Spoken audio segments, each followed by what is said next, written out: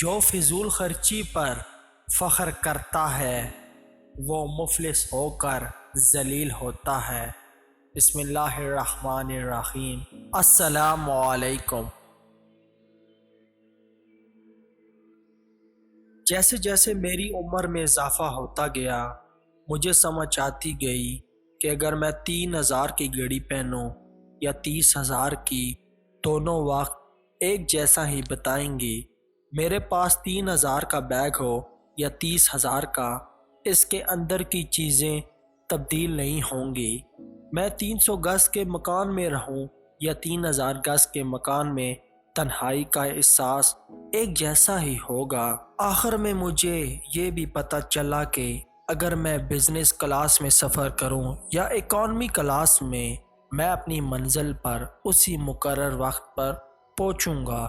اس لیے اپنی اولاد کو مالدار ہونے کی ترغیب مت دو، بلکہ ان کو یہ سکھاؤ کہ وہ خوش کس طرح رہ سکتے ہیں، اور جب بڑے ہوں تو چیزوں کی قدر کو دیکھیں، قیمت کو نہیں۔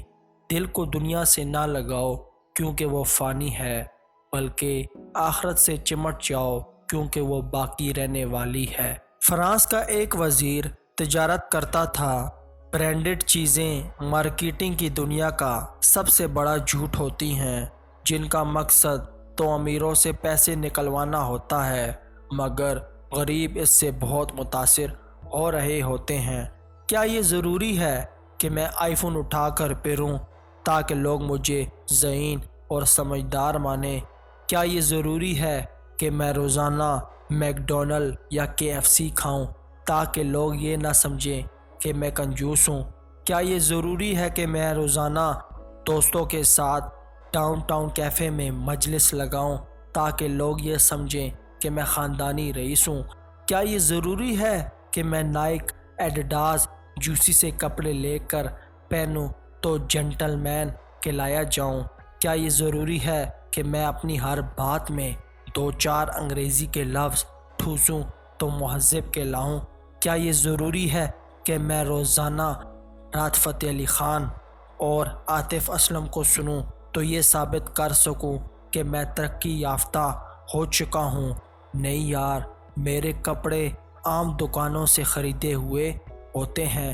دوستوں کے ساتھ کسی ڈھابے پر بیٹھ جاتا ہوں، بھوک لگے تو کسی ٹھیلے سے لے کر کھانے میں بھی آر نہیں سمجھتا، اپنی سیدھی سادی زبان بولتا ہوں، چاہوں تو وہ سب کچھ کر سکتا ہوں جو اوپر لکھا ہے۔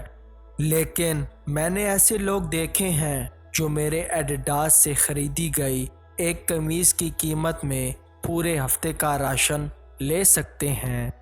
میں نے ایسے خاندان دیکھے ہیں جو میرے ایک میک ڈونلڈ برگر کی قیمت میں سارے گھر کا کھانا بنا سکتے ہیں۔ بس میں نے یہیں سے راز پایا ہے کہ پیسے سب کچھ نہیں۔ جو لوگ ظاہری حالت سے کسی کی قیمت لگاتے ہیں وہ فوراً اپنا علاج کروائیں۔ انسان کی اصل قیمت اس کا اخلاق، برتاؤ، میل جول کا انداز، صلہ رحمی، ہمدردی اور بھائی چارہ ہے، نہ کہ اس کی ظاہری شکل و صورت۔ دوستو، ہمارے اس مضمون کا مقصد یہ تھا، اس سبق کا مقصد یہ تھا کہ آپ اللہ پاک سے دعا کریں کہ اللہ پاک ہمیں فضول خرچی سے بچنے کی توفیق عطا کرے۔ آمین ثم آمین۔ دوستو، اگر آپ کو ہمارا کنٹینٹ پسند آ رہا ہے تو ہمارے اس چینل کو لازمی سے سبسکرائب کریں اور اس ٹاپک کو آگے ضرور شیئر کریں۔ بہت بہت شکریہ۔ السلام علیکم۔